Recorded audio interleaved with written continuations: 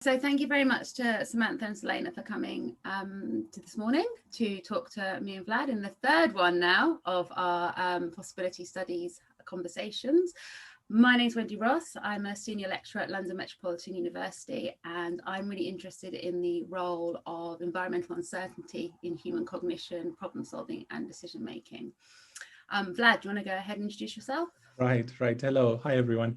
So my name is Vlad Glavanu. I'm head of psychology and counseling at Webster University, Geneva, and I'm directing the Webster Center for Creativity and Innovation. And as the title of the center suggests, I'm working on creativity and innovation in a sociocultural distributed perspective. Samantha. Hi, I'm Samantha Copeland. I'm an assistant professor at the Delft University of Technology in the Netherlands, and I'm in the Ethics and Philosophy of Technology section. So I work on ethics and contexts of uncertainty, and I focus on epistemology issues, so issues about knowledge production and the role of who we count as knowers, when, and where in our strategies for dealing with the unpredictable. And Selene? I'm Selene Arfini. I'm a postdoctoral fellow at the Department of Humanities of the University of Pavia. I'm a researcher in philosophy of science and epistemology, but I'm especially interested in the analysis of ignorance and hypothetical reasoning. I've also become attracted to the concept of chance since I've met you all, actually. First, Samantha, a few years back in one of the most interesting conversations I had visiting Tilburg University, and then by serendipitous encounters also with Wendy, and lastly, Vlad, through actually the friendship with Wendy and Samantha. Yeah, I think we should say that we all have overlapping research interests. So we're not just come together for this, but each of us are working with each other on different aspects that all sort of coincide and work in with the possible. And Selena's contributed an entry to Vlad's encyclopedia, as have I, and as has Vlad, and as we will no doubt ask Samantha to do as soon as she has any bandwidth in her. Absolutely. So Vlad, would you like to start off maybe by saying how you see the possible? Right. Well, I'm always shy to do that because, again, I have quite a particular view, perhaps, and maybe quite a psychological view. So I'm very excited to talk to philosophers about this, definitely, because I start with an understanding of human action and agency in the world. I think that's kind of the starting point, right?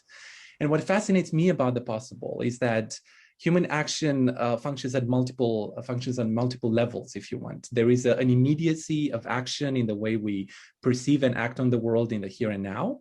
And then at the same time, we're very much informed by things that are not in our present situation. We imagine things that are going to come. We even anticipate what's going to happen next in the next moment, right? We bring back things from the past. I mean, normally we call that memory, but for the purpose of talking about things that are not in the present.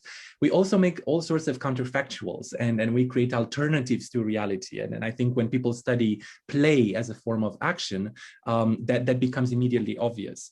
So in a way, the possible for me is exactly all of these spheres of experience that are surrounding and infusing what is in the present.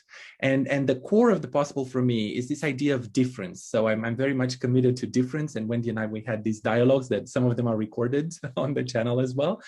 So what do I mean by difference? There's so many differences, right, that we are surrounded by. I mean, there's a difference between past, present, and future that we kind of create, perhaps psychologically. I mean, time is a continuum, but we still kind of separate things in this manner. There is a difference between the object and the way I name the object. So between the material and the symbolic. Although these are articulated, obviously. And there's a difference between self and other, ego, alter. That's probably the most fascinating difference. And I feel that the engine of possibility lies within these differences. And the fact that we can always explore the world through the eyes of another person, for instance, or we can, in a way, possibility comes out of our efforts to bridge differences, but also to kind of diversify and explode difference, if you want, in our experience of the world. So I don't know if I should say much more. I'm very curious what you're thinking about, and what would be your starting point, and what would be your favorite vocabulary of possibility. Because for me, as I said, it's action and differences and perspective. And I'm going to throw in dialogue, but we can talk about that as the day progresses. Okay, if I may, I have a few questions, but I have an observation on what you just said about possible. The question relates to how do you approach difference in a philosophical way? Are you familiar with the works on Derrida on difference and difference? Totally. Or well, it's the first thing that pops to mind if you know a bit of continental philosophy. Is it's a great concept, but is also a very much complex one in the sense that it has not neat definition. Right. Sorry. No, I mean, I do not know as much about Derrida. I know his concept of difference. I think I'm coming more, if I'm to anchor myself philosophically, I think I'm coming more from a pragmatist kind of theory of action and Dewey, Mead, James. I think that's kind of my entry point. So perhaps it's less complex, I'm sure, than Derrida's perspective. I was thinking. So one thing about Derrida is he tends to be very negative. So difference leads to deconstruction, right, in his philosophy. But what's interesting about taking the possibility angle is that you can look at that disjunct, and it doesn't have to be jarring, and it doesn't have to be a taking away. So can I jump in with a little bit more, Selene, because this actually fits with what I was thinking about. You were saying, what vocabulary do we like to use? And I like to go back to Aristotle, actually, not just because I'm a nerd, but I since first reading him, I liked the idea of the potential and the accidental. And I'm also terrible at introducing myself. So I failed to mention that I'm the chair of the Serendipity Society, which you are all happily members of now too. And Wendy has been a huge help in that. But this idea of serendipity is a similarly positive spin on what we often think of as a negative jarring or taking away from a process, right? So what positive things can come out of getting distracted, for example. But and Aristotle too tends to focus on potentiality as this thing that gets interrupted by accident. So you have the potential, an acorn has the potential to be an oak tree, right? So that potentiality is within its nature from the very beginning, and it's part of everything about what that acorn is. But if a squirrel eats the acorn, well, that's an accident interfering with that potentiality, right? But he always talks from the perspective of the acorn, right? But he doesn't talk about how the squirrel needs the food. And so its potential requires this kind of interference in someone else's potentiality. And so this, you do get this sense in Aristotle, but the negativity, if you look at accidents, is a more a positive disjunct, right? So a difference that is a difference maker. It can actually change something about it. It creates new potentialities in many cases. It's not just that the potentialities are all existent within there. They also exist within situations. And when it becomes food, well, now it's nutrition. Now it has a different set of potentialities, right? So if you kind of look at it that way, I mean, there's a bit of a loss, but there's also a gain. And so this is how I kind of think of the possible as that possible gain out of accident. I love this. You know that I try not to romanticize the possible as much as I can, because of course I'm committed to the concept. But for me, always when I do that, I think of infinite possibility as an absolute nightmare. Like when you walk into a shopping mall and everything, like you have 100 versions of cereals. I mean, you will be blocked. At least I'm blocked. I am. Yeah. Pick one, whatever it is. So infinite possibilities is definitely not good. But you now bring a very interesting idea of the disruption of the possible, because when you come from psychology, the psychology of creativity, it's very much kind of geared towards that language of agency, even mental health, psychological health. The more possibility, the more empowerment, and so on. And I really like this idea that the possible kind of erupts and disturbs what is supposed to be maybe a more linear relationship, because there is something about the non-linearity of the possible that it comes in. If I may jump in just here, because the things that attracts me the most about the possible as you defines it is that I've also preparing for this chat, I've listened to the other videos and read a bit much about the possible as you defined it, and you use the words, or also Wendy used the words ontological instability, and the fact that the possible and the actual are, of course, in a way opposed, but also interacting with each other and affecting one another. And I think that a way to see the possible could be as we see freedom, which is freedom to or freedom from. And there are these are two very different ways to see freedom and to see how can you do if you're free from something or if you're free to do something. And in the same way as the possible could be a possible to the possibility to do something, or the possibility just to imagine something and avoid that possibility. And in the same way, I think I've already said that I'm interested in ignorance, and I think that ignorance can be approached in two ways, in these kind of ways too, because ignorance can be a stable concept and a very ideal concept as a lack of information, a lack of knowledge and so on, or a dynamic concept that interacts with the limitation of the agents as well as possibilities. And in that sense, the possible seems to me an interesting concept, because it doesn't speak to you about something you know, something you could know or can know. And I read yesterday about your paper on allocentrism, and I wanted to speak to you about the concept of other, because for me, other is something which I don't know. Ultimately, I cannot know. Right. And feeling other, being other for others, it's kind of it blows my mind, the thinking about it.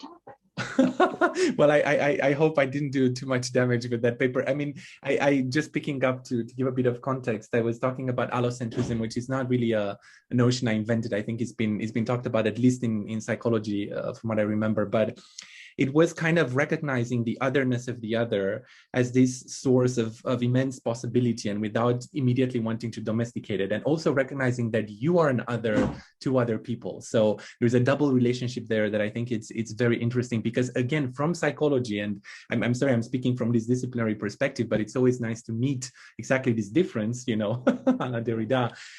We look so much at subjectivity, and we put the person at the center. So it's always your experience, and the other is always this other person. But it's almost reversing a bit the tables on this discussion of subjectivity, intersubjectivity. How do you look like an other to other people, and how can you embrace that possibility that comes with this status? So I think that's what I meant there. Yeah. I think this is why I focus on expectations so much, because, and just to get personal for a little bit, being from a small town where everybody knows you and your parents and recognizes the truck you drive and tells your father where you are on Saturday night, et cetera, the buildup of expectations about who you are and who you are expected to be can get a little overwhelming. Which I think is why many young people bust out to the big city for as soon as they can. But I remember going to conferences or places where I didn't know people, and there you became possible again, right? Suddenly the expectations weren't the first thing that you had to meet. And again, maybe I find this is also a very female thing to do, with this idea of assimilating expectations about yourself beforehand in order to project those in response. It's just the way I tend to respond to social situations, in full confession. But having been build up all these expectations, right, and then discovering possibility somewhere else, it changed my self-perception of someone who was, you know, a linear or a progressive or a simple kind of machine that goes through life and just builds upon and builds upon and builds upon, and opens up this idea that you can take like a sharp left or a sharp right, even within yourself. And I remember that as being one of the first experiences of possibility, right? It's as a self possibility. So I think agency is so important in these discussions as well. I think what's really interesting that's coming out just listening is that there can be a tendency to think about the possible as being an individual thing or something that you own. So you project possible futures. When we talk about it, we talk about you thinking about what could be, and there's, because we think about it as being an internal thing, a sort of projected sense out there in the world that's projected from you. But what's really interesting is coming out of all of you is you're talking about possibility actually arising from action and interaction with other people, so that other people both shape, constrain, and build your possibles. There's a little bit there about possibility as a constraint, you know, that your possible selves are sort of constrained by social ideas, but also then built within that. So what is possible is not just determined by yourself. And I think that's that building of possible interaction and moving forward is really important to, I think I'm writing my presentation at the moment for the conference. So I'm thinking through a lot about what the possible could be seen to be, which is individualistic, which is purely mental, which is purely all of those things. But actually, as soon as you start discussing with anybody, we talk about those interactions, we talk about the material realities that shape your possible, we talk about those things that help the possible as it is enacted in action with other people. And yeah, I just thought I'd pick up on that because you've all said something very similar. And about we discussed about creating the self or creating the possibility of self with other people, but I think that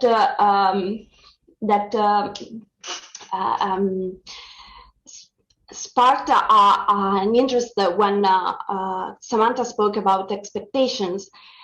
And I think Vlad talked about also in the paper on allocentrism, he talked about dialogical construction of the self.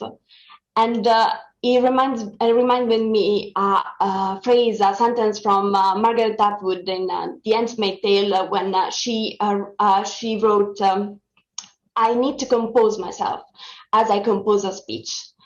And of course, she was talking about something dramatic and negative in a way, but actually we try to compose ourselves in the matter of expectation, in a matter of dialogue with other people, and how to in the matter of how we present ourselves to other people.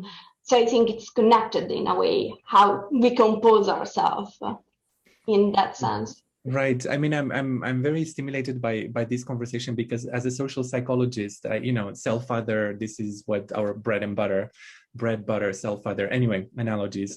But I feel it's very interesting also that within ourselves and within the encounter with the other, there are forces that work against possibility in the way we understand it here. So there are self-expectations, there are ways in which we construct ourselves, and we love as human beings regularity. I mean, there is so much work in cognitive psychology and cognitive science around how we are so quick to familiarize the unfamiliar. This is really the way cognition works: find patterns and analyze and so on, stabilize the unstable, organize the mess. And that's kind of against this view of the possible that is very open and open-ended.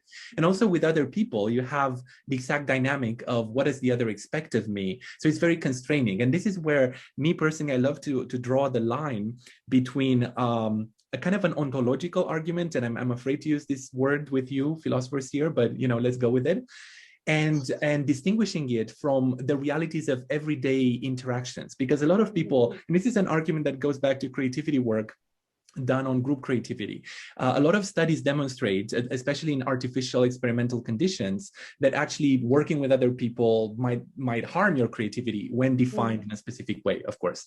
And that for me is perfectly fine. A lot of people would assume that because I'm a socioculturalist, I always think that the more the merrier. Of course not. So I think when you look at concrete cases, it's great to realize these possibility constraining influences of other people. But I think at the end of the day, without a self-other difference and gap that is continuously being opened and reopened through accident, serendipity, materiality coming in, there would be no sense of possibility. If we were really fully able to know the other completely, to domesticate the other, and there wouldn't be any need for dialogue, for communication. We'd just think the same way. So possibility and emergence and novelty would be gone. So I feel that it's very interesting that it's good to acknowledge all of these forces that work within self-other relations to constrain possibility and within ourselves, but also to leave room for a more foundational argument that without a self-other encounter, you can't have possibility. So I think possibility at the encounter, can we call it that, or at the border? I don't know. I'm throwing in new concepts here. Can I give you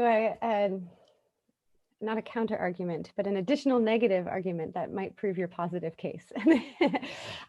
Because you mentioned that too many possibilities or infinite possibilities is not a good thing.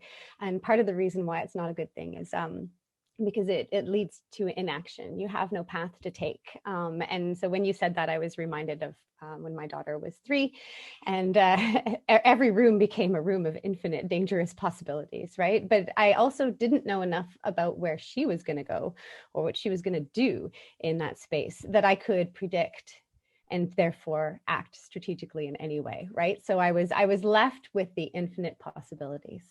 I actually use a very similar argument when I'm describing being towards death in Heideggerian philosophy, where it's an embrace of the fact that one of those infinite possibilities is death, and you don't know which one it is. It could happen at any time. So you are constantly faced with the infinity of death as a possibility, right? And it's a similar kind of it reduces your agency because you can't pick which direction to go in. And so I think this can be a dangerous aspect of possibility as well. And we see this, the not all men argument is a similar problem, where that every man is a possible something, and because of the constant barrage of imaginative possibilities that are negative, those fill up the space of possibility when you meet a new person at a bar, right? And then because of that cultural filling up of that space of possibilities with negative possibilities, those are the likely actions, right? Your possible probabilities become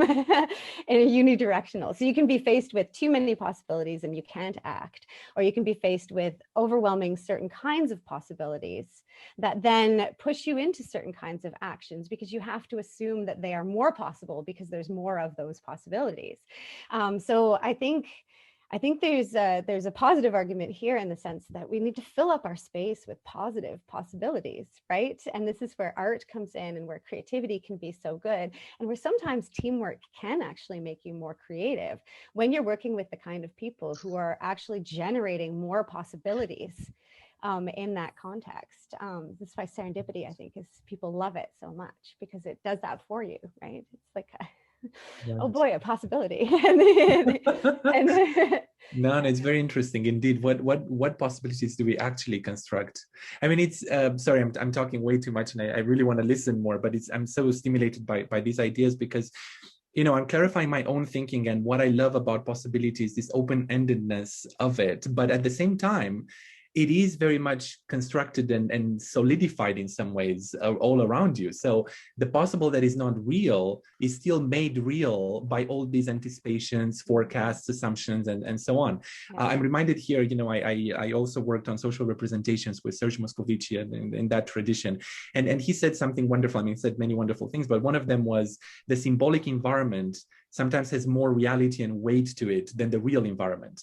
When in your mind you have a certain view of the norms and values, and that's it, it's as real as this table over here I'm looking at, if not even more constraining, because the table I can maybe push away, but my value that I've internalized, I can never kind of move away from it. So I feel like what we fill up the space of the possible with is so crucially important. And yet there is yet another dimension, which is for me, the complete moment of open-endedness when you just know or intuit or feel that there is more to it.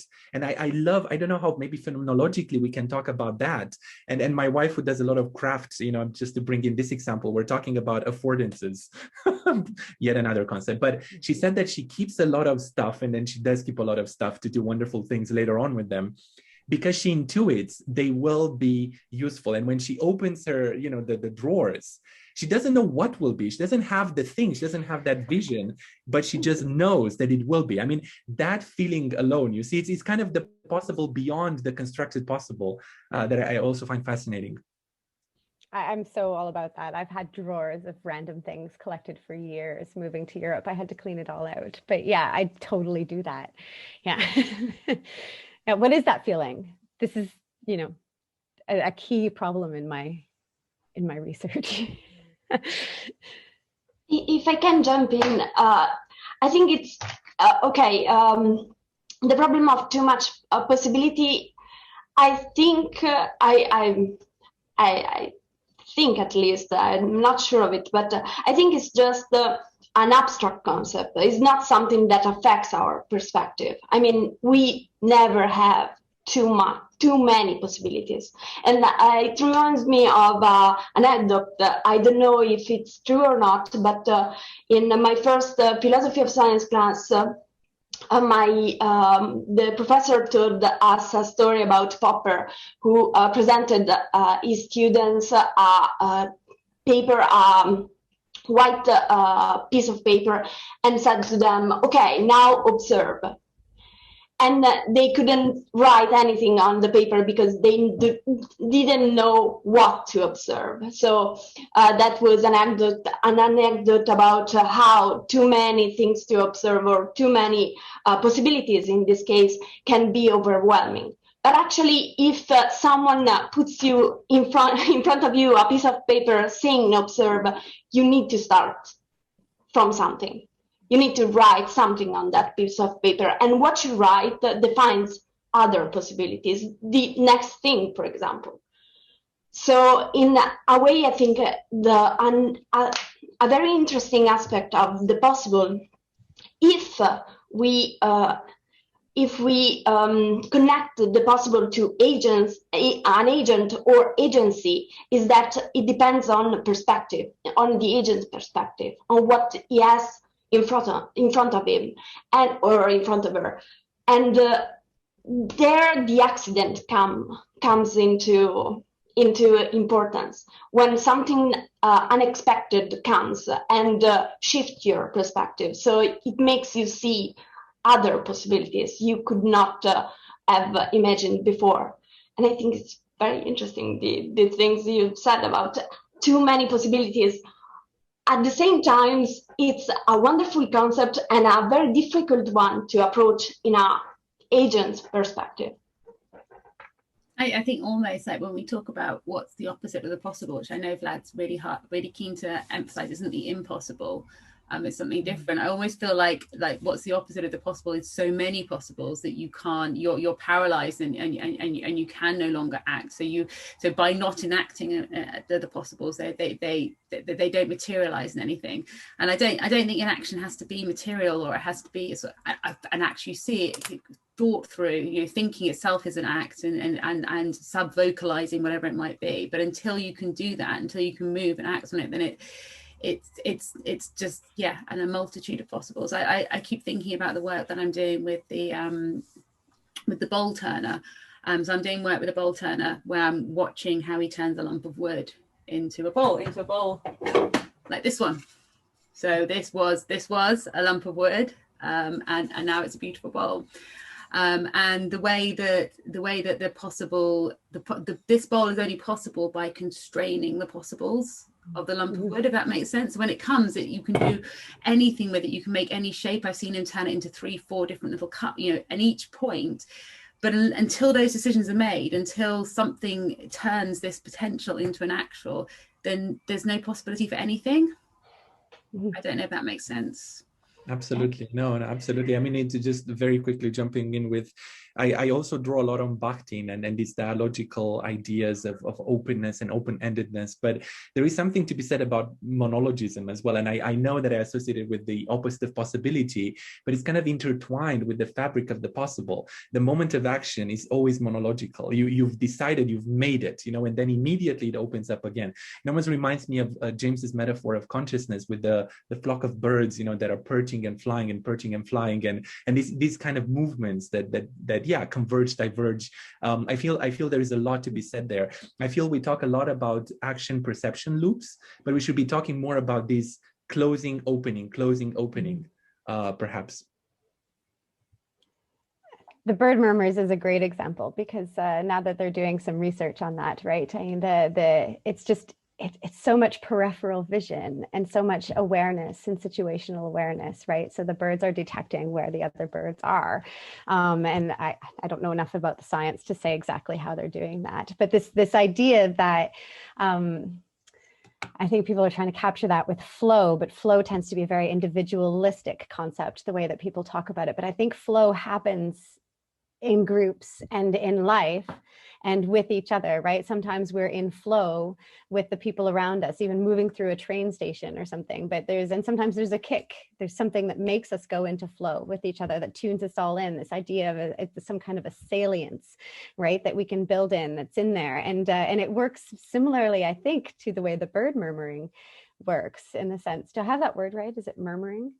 Like, but it's peripheral vision. It's this constant awareness of yourself within a context, right? Because it's not a selfless awareness. It's not only an other directed awareness by any means, because you have to place yourself in that flow to move within it properly. You have to know enough about your own body and what you are in order to do the right things in that flow. And so it's an interesting self and other exchange. I wonder if in flow, whether you lose the awareness.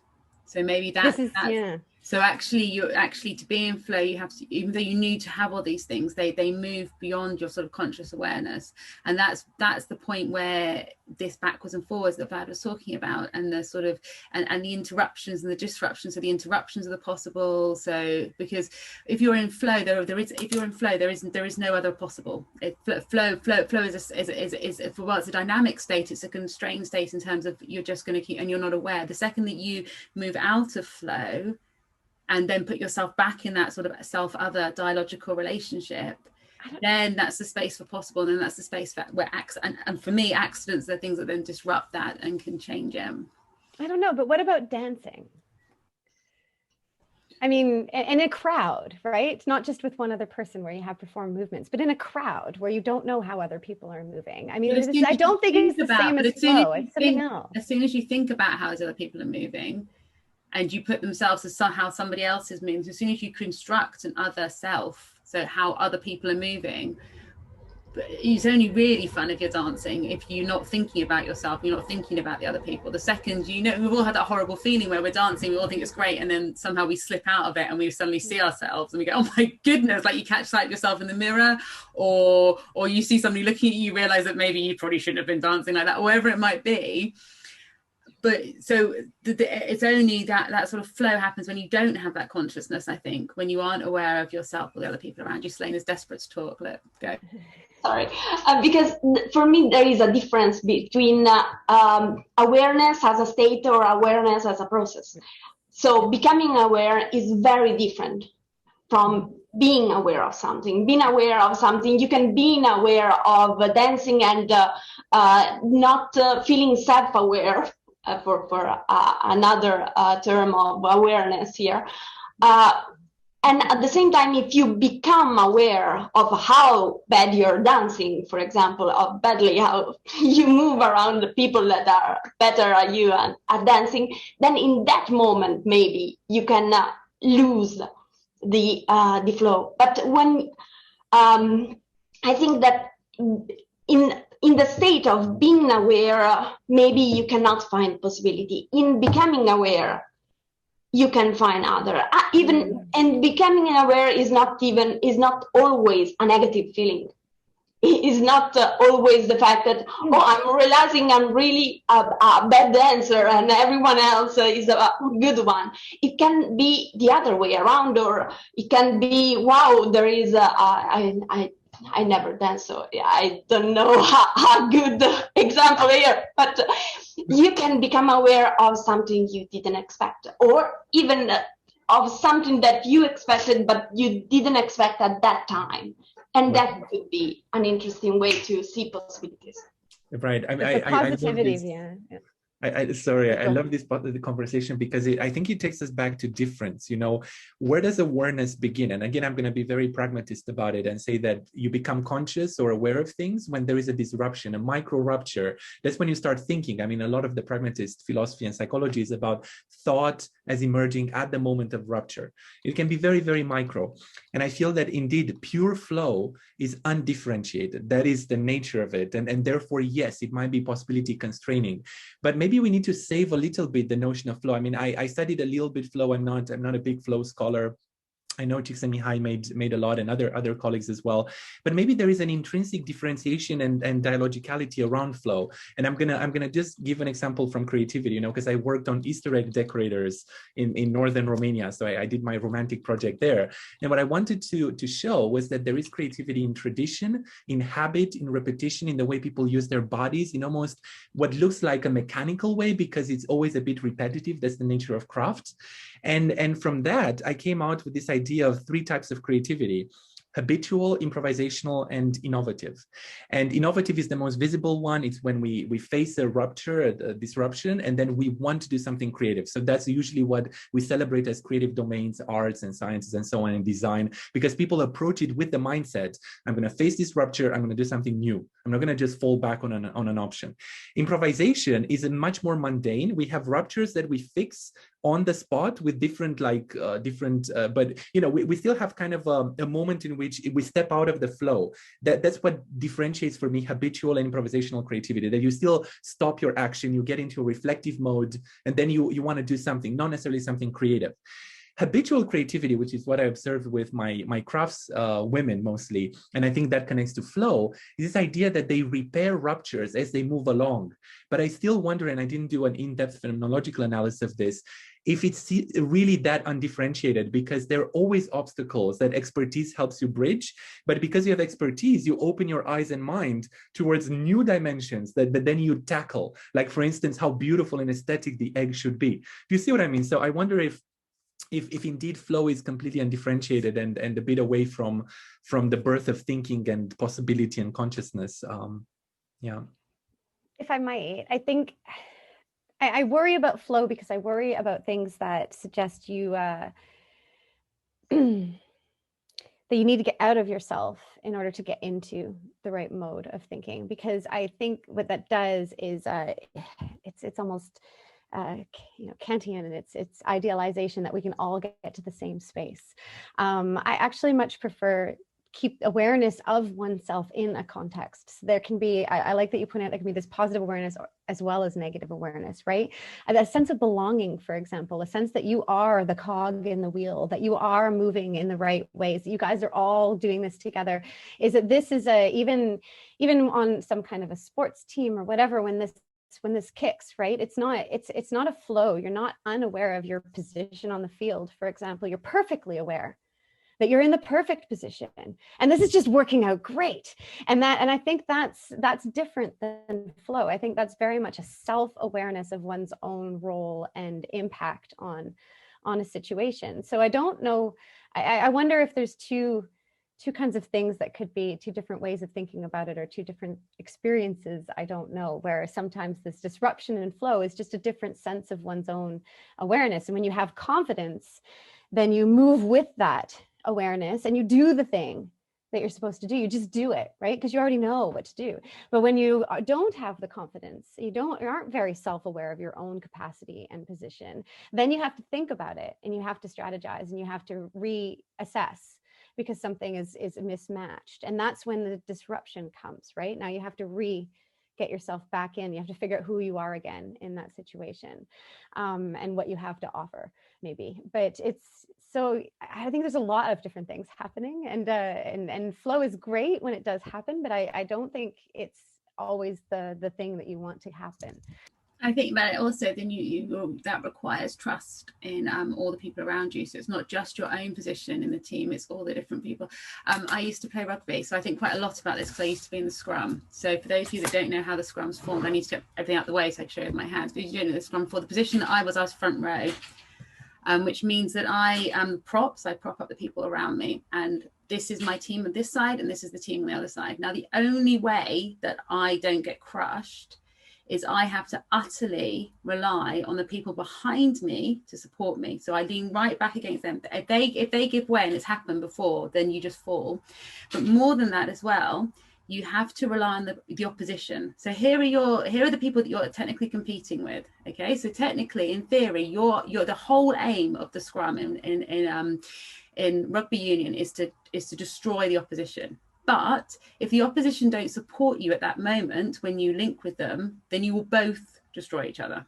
Okay, and I could spend hours talking about the scrum in rugby union in terms of sort of distributed agency and distributed cognition and trust and competition, because it is the most perfect metaphor for that feeling. And each person in the scrum has their own role, and if you don't do your role correctly, the whole thing will fall down. So you have to have confidence in your role, but you also have to have confidence in your opposition.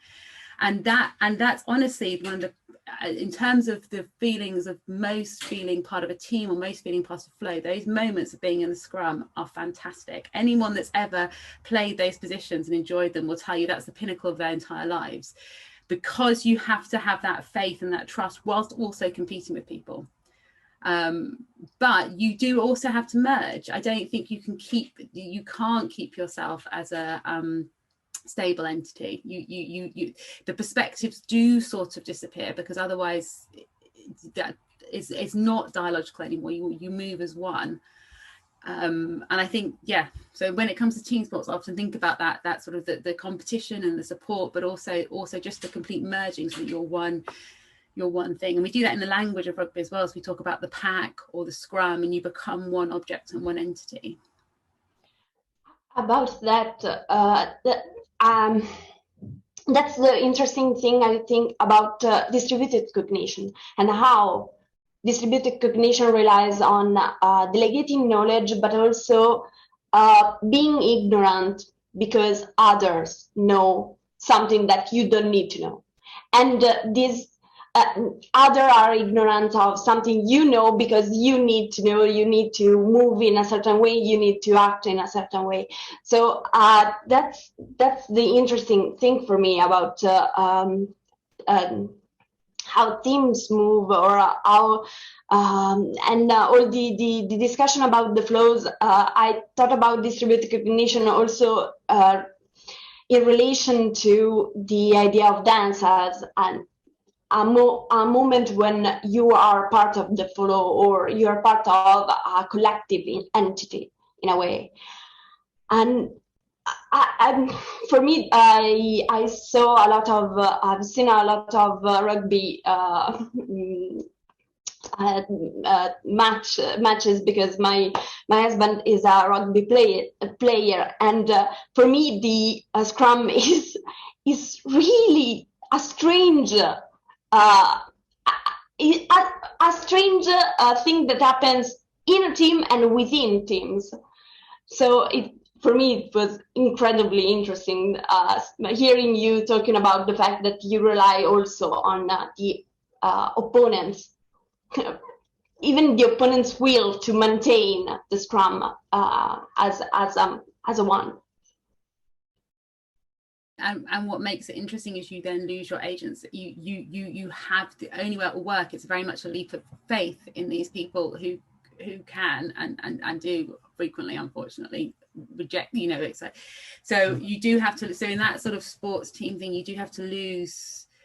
It will only work if you allow yourself to be taken over by the unit. But not just anybody can do that though either, right? You have to have certain skills and knowledge and awareness of what other people are expected to do, etc. So there has to, like if you put me in a rugby scrum, for example, no one could rely on me. I am infinite possibility in a rugby scrum, right? I'll screw it all up because nobody knows which way that I'll possibly go, and I don't even know. And so I wonder how much of that loss of agency is dependence on kind of, there's a lot of trust, as you mentioned, right? So is this a reduction of possibilities to create a space in which you all accept that these things are possible and only these things? Just to get back to possibilities, because what happens when you don't know anybody? And they try to create this in trust games, right? You don't know anybody. Okay, now fall into each other's arms, etc., because it's supposed to put you in this space of trusting someone. But they frame the whole situation very carefully so that it's not random people falling into random arms. It's very structured. It's everybody knows when it's going to happen. So it's not quite the same thing as really coming into a group of people you don't know anything about. And is it then do we need to have those agreements before we can have those kinds of situations? I think maybe there's also the element of risk as well, which maybe also then constrains your possibilities to some extent, and then that's where sometimes some of the language and discussion about possibility or about merging yourself, all of these things becomes a sort of comes from a place of I hate saying place of privilege or that sort of thing, but it's very easy to talk about imagining what could be, what would be, but those things are so often constrained by our position within a society and what we can possibly do and what we can't possibly do. And for example, just to go back to the scrum, because you talk about that you run a risk. The scrum, that you can't play front row on the scrum without experience, which is quite odd because you can't get experience without playing. It really is the proper catch-22. And that's the place where if people are going to break their backs, that's where they'll break their backs. So the loss of agency also brings with it it comes with a risk. So a risk attached to it in a very different way to other forms of sort of trust and collaboration. But even those also carry risks. Yeah, I was going to say they're all risky. All collaboration carries risks, like, even if it's just a time sink or whatever it might be. And maybe those risks are something to take into account when we think about what's possible and what's not possible, and how people then work with those risks and how important those risks are to them. I feel like I should have studied rugby. Why did I choose Easter eggs? No, because I also have no experience of these sports, but it's fascinating, and I think this case study, in a way, we should maybe think deeper and maybe do something with it. Wendy, now that you are completely our expert here, it shows exactly the self-other dynamic I've been talking about. While my PhD and the way I started was very much the material aspect, because although there is a social element, of course there is, to the way craftsmen and craftswomen work, it's definitely the material, and the accidental comes in there, and the flow comes in from just having your perspective rewarded by your environment and so on. But I just love this idea, and the risks associated with the possible. It's a very interesting concept. Yeah. I mean, as a small example, I mean, if you have a drawer full of crafts and you're randomly creating them, at some point you have to start to decide which ones you're going to keep and which ones you're going to get rid of. And it's all risky, because every time you get rid of one, in a couple of years, if I just had that random piece of thing, I could do this craft. But that's also constrained by your material circumstances, because if you have a massive house in a craft cupboard, it's the size of your cupboard. All crafters want a walk-in craft cupboard, right? So if they had a walk-in craft cupboard, it wouldn't be so risky keeping or losing something. Yeah. And the risk comes also when you overdo something. In relation to craft and craftsmanship, if you put too much effort or too much material in something, you can ruin a beautiful picture, for example. You can ruin something you were working on for weeks, maybe. Exactly, Wendy. That's this is the bowl where he took. I mean, I like this. I actually think it's the most beautiful bowl. I really like the wave that came, but the wave came because he decided he wanted to take off one more thin bit inside. So the bowl worked, but that one more thin bit, he didn't know when to stop, and that then it caught on something, and the whole thing. I mean, I think it's beautiful. That's why I've kept it. Yeah, and you make new possibilities out of it. Absolutely. I mean, that's in the literature on craft. There is this notion of craftsmanship of risk and craftsmanship of certainty, and there is a lot of work done on mechanical reproduction versus what craft brings, which is exactly the risk. And I feel like uncertainty, not knowing, I mean, all of these topics that kind of bring us together are such kind of landmarks within this process where we're all kind of getting at somehow. Yeah, wonderful to have the material example as well of what can happen. That is the outcome, an outcome of possibility that opens up new possibility, because yeah, I love it too. I have to hear about this craftsmanship of risk. risk, because that's such an interesting idea. I wanted to throw something out there since I have you all. What about leaving space? And craftsmanship of risk might be something that does that, leaving space for the possible.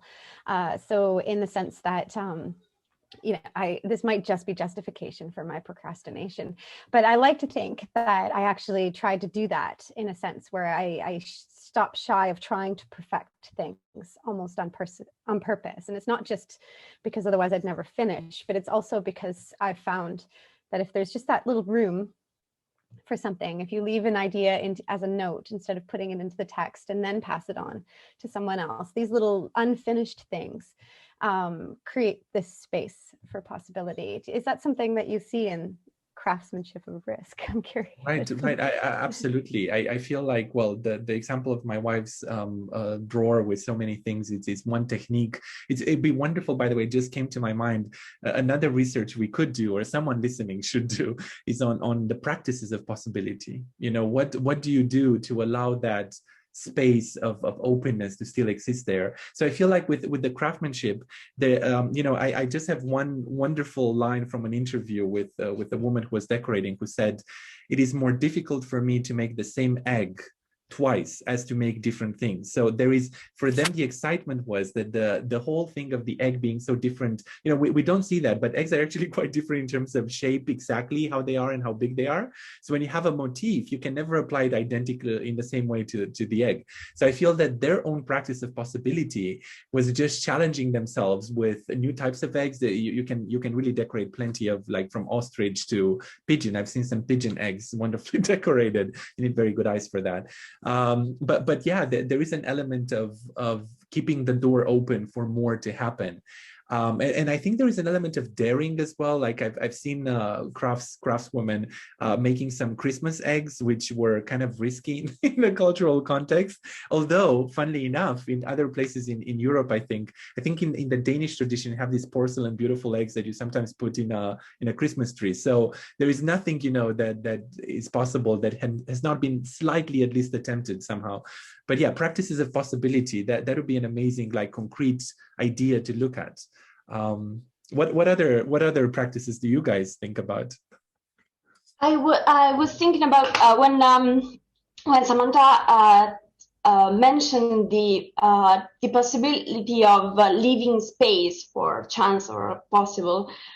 I immediately thought about the fact this year I taught my first course in a university of cognitive philosophy, and I ruined the course myself. It's a self-criticism that I do about this course, because I put too many slides in every lesson, every lecture. I do a lot of slides, and I love doing slides because it makes me less anxious. It's always better for me to have too much material instead of too less. So, and in that sense, I didn't leave any space for possibility, and I didn't finish any lecture as I thought I would, because there were too many questions from students and too many comments and reflections on and so on. So it was, every lecture was in a way unfinished, and in that sense, since I did not leave any space for this kind of possibilities, it was an unfinished work just for that reason, not because I didn't plan. I did plan an unfinished work. I don't know if that makes sense. No, it's you wanted to tame possibility, but you unleashed possibility. It's kind of a counter effect of going against the intention. Absolutely. When my children asked me why anyone would buy a wooden bowl, as they said, when they told them how much they cost, the wooden bowl, they said, well, why would you bother when you can get one for 50p from Tesco's? And I showed them how the inside of the bowl, so the inside of the bowl, you won't ever be able to see it, but one day you can maybe feel it, is ridged. And that slowly wears down over all the years that it's used. And what I actually said to them was, by buying a bowl like this, it's not even purposely not finished, it just can't be finished perfectly, because the only way this bowl can be finished is through use. You can't mimic that in a creative sense. So that, and I said that's why people buy it, because they will have their own process. They'll be embedded into it. So by making it unfinished, you increase the range of possible contributors to the creation of that bowl, right? And then the different forms of memories and things it can absorb. So in this case, leaving it unfinished is not only necessary part of the process, but it's what makes it special, I think. I need to add just one small thing to this, because the pipes work in the same way. When you got the pipe doesn't smell of anything, doesn't smell of tobacco, doesn't smell of wood, because depending on which kind of tobacco you like to smoke, you like to smell the odor, then the pipe is actually finished in that sense. It's actually a functioning pipe, and you need to spend time putting that kind of smell into pipe in order to have a finished one, a pipe you can actually use. In Nova Scotia, it's people's cast iron pans that they're obsessed with for similar reasons. They've spent years making bacon in that cast iron pan, and don't you put any soap in that, because the curing is considered not necessarily a technological process, but a personal process that you actually, you've got your meat pan and your not meat pan, and you've got, you don't mess with those. And it's because of this cultivation and this personal relationship with the object too, which is really interesting. I love the idea of finishing it through use. It's wonderful indeed. It goes back to self another. It goes back to, I don't know, most like Umberto Eco's ideas of the open work. Most of the things we do are in a way an open work, because they're always open, at least to interpretation. But how much how much deliberation there is in that. And I work with this colleague, Ron Baguero. Wendy knows him quite well. And he talks about lesson unplanning. And this is a wonderful and structured uncertainty. So he's comes from education and psychology, but mostly, kind of very, very educational. And he talks about how we need to give room in a classroom for asking like unknown questions. You challenge yourself when you raise a question that you don't know the answer to, and how rare is that in our classrooms? And I think it's very rare, and you need to fight your own kind of urges there. And his whole idea is that you need some structure. So that's why it's structured uncertainty, that you can't really demolish everything, because again, you go into that anxiety kind of state of what's going to happen next.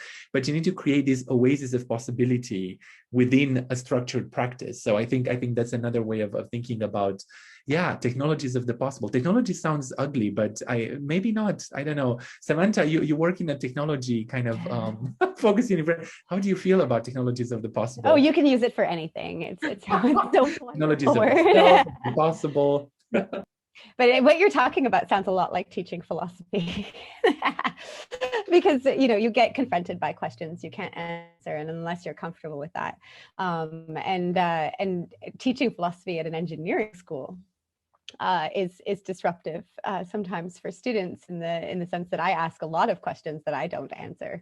I ask them questions in class, and then I don't give them the answers, and then I tell them there are many answers, and it's difficult and then if they give me an answer, ask them more questions.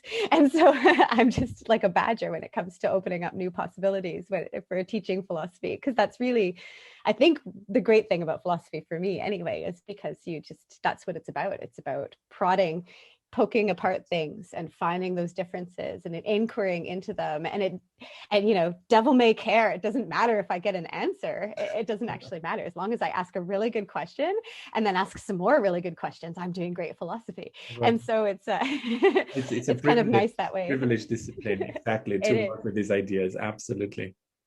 We are sort of coming towards the end, I think, of the time that we've got for this. So it might be nice to sort of start to draw it to a close, and then we've got a few minutes to talk.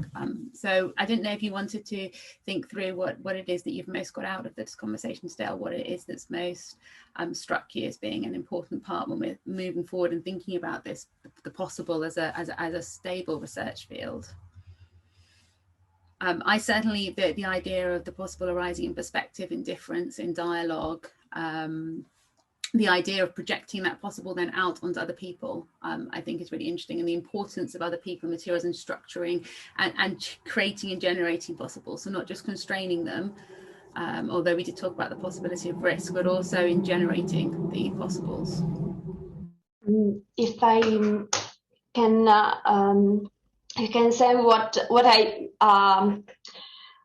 I bring out from this conversation, I'm so grateful because first of all, let's start from the ending. The idea of structure and certainty is very appealing, but the idea of structure ignorance or unstructured ignorance could be even more interesting in that way.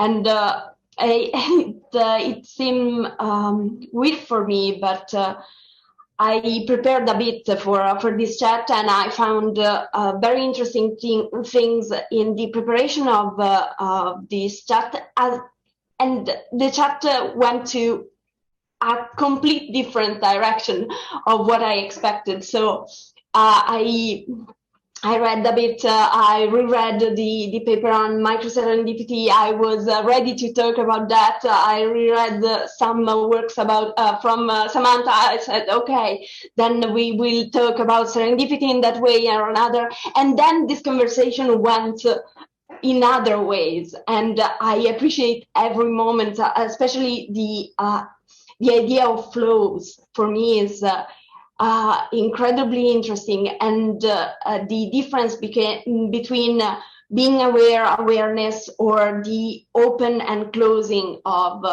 consciousness or being aware. That for me is terribly interesting and useful. I mean, I'm so grateful for all these ideas. I think we visited so many interesting concepts that luckily we have a recording because I didn't take notes, but but I can go and revisit. One thing I understood is that I should have studied rugby, but more concretely, I think one of the things that I'm going to think about is this idea of technologies or practices of possibility, and the way people actively aim to cultivate possibility and what happens with that aim of theirs. And I love your example, Selena, with trying to go against possibility just to discover more possibilities. So I feel like there is such an open universe of that.